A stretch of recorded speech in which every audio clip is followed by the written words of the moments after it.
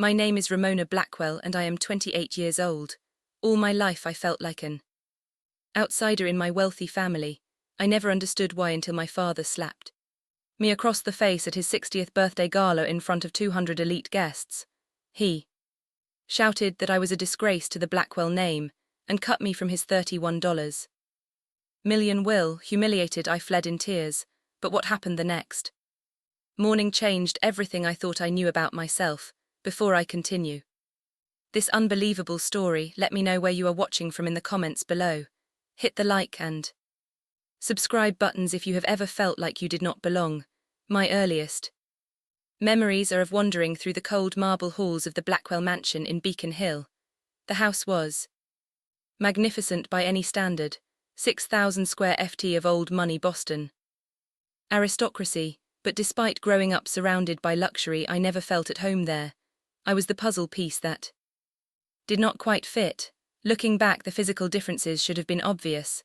The Blackwells were all tall, fair-skinned with straight blonde hair and blue eyes, the perfect New England aristocrat look that has graced society pages for generations. Then there was me, 5'4" tall with olive skin, dark curly hair and deep brown eyes. When I was little, neighbors would often ask if I was adopted. My mother would quickly change the subject, her smile tight and forced. My father, Robert Blackwell, built his real estate empire from an already substantial inheritance. He was stern, calculating, with exacting standards for everyone around him, especially his children. Nothing I did ever seemed to please him. My art projects were dismissed as frivolous. My academic achievements never quite good enough. Why can't you be more like your brother became the refrain of my childhood. My mother, Elena, was even more complex, a Boston socialite through and through.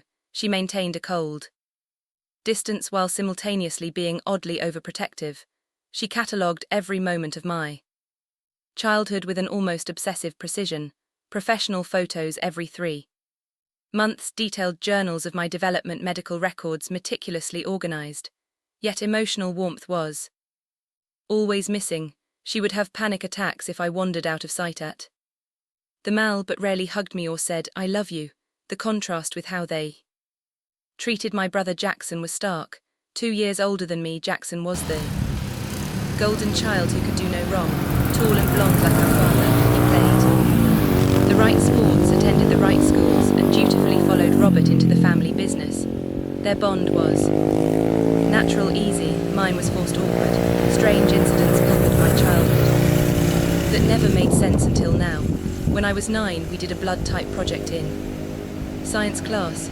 My father and mother were both type A and Jackson was type A as well. I came home excited to report I was type B instead of the casual response I expected. My mother dropped a crystal glass, shattering it across the kitchen floor. "You made a mistake," she insisted, though the science was basic. The topic was never discussed again. Family photos were another oddity. There were hardly any of me as a newborn, while Jackson's baby album bulged with pictures. When I asked about it, Mother claimed there had been camera issues during my first few months. The earliest picture of me was at nearly 6 months old, already with a full head of dark curly hair. As a teenager, I rebelled against the Blackwell mold in every way possible. I begged to attend public school instead of the private academy where generations of Blackwells had gone. I dyed my hair purple, got a nose piercing, and plastered my walls with art instead of the sailing and equestrian themes my mother preferred for our home. Art became my refuge, while Jackson followed our father to business meetings. I would lose myself for hours with charcoals and paints. When it came time for college, I chose Rhode Island School of Design instead of the Harvard business path my father had mapped out. The fight that ensued was epic. Robert threatened to cut me off financially, only relenting when my mother intervened in a rare show of support.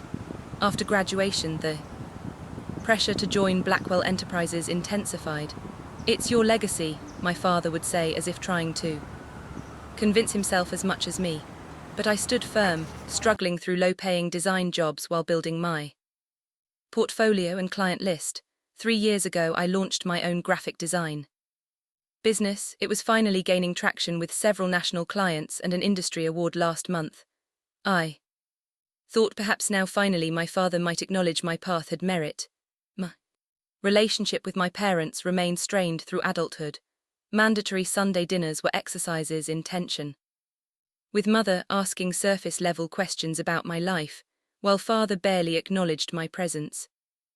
Jackson, now a vice president at Blackwell Enterprises, would dominate conversation with business talk that deliberately excluded me. The only family member I connected with was my cousin Sophia, Jackson's age and the daughter of my father's sister. Since childhood she had been my confidant. "You seem adopted," she would joke when we were teens. "Maybe you were switched at birth with some autistic family's baby." We would laugh, never imagining how close to the truth she was. Two incidents stand out from recent years. At Thanksgiving 3 years ago, a tipsy great-aunt remarked how strange it was that I looked nothing like a Blackwell. Father left the table abruptly. Mother followed, and their hushed argument echoed down the hall, though I could not make out the words. Then last Christmas, I overheard mother on the phone saying, "She's 27 now, don't you think it's time?" Before noticing me and quickly ending the call. When I asked who it was, she claimed it was her doctor about a routine checkup. The lie was obvious. But I had grown used to secrets in the Blackwell house. Looking back, all the signs were there, I just did not have the context to understand them. The invitation to Robert's 60th birthday gala arrived in an expensive cream envelope with gold lettering.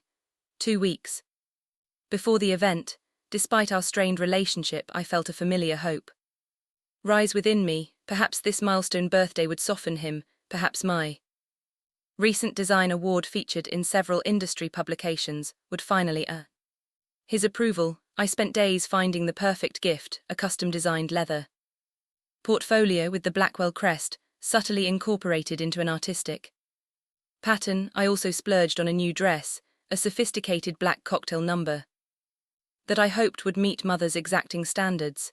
Even at 28 I still yearned for their approval with an intensity that embarrassed me. The Blackwell estate was transformed for the occasion. Thousands of white lights illuminated the gardens. A string quartet played near the grand staircase, and uniform servers circulated with champagne and hors d'oeuvres. 200 of Boston's elite milled about, politicians, CEOs, old money families whose histories intertwined with the Blackwells for generations. Mother greeted me at the entrance with air kisses near my cheeks, careful not to smudge her perfect makeup. "You're late," she whispered, though I had arrived exactly at 7 as specified. "And couldn't you have done something with your hair?" She tugged at one of my curls with disapproval before turning to greet more important guests. Jackson found me at the bar and steered me toward a group of his colleagues. "This is my sister," he said without using my name. "She does some kind of art thing." One man asked about my work, but Jackson interrupted before I could answer, launching into a story about a recent Blackwell Enterprises acquisition.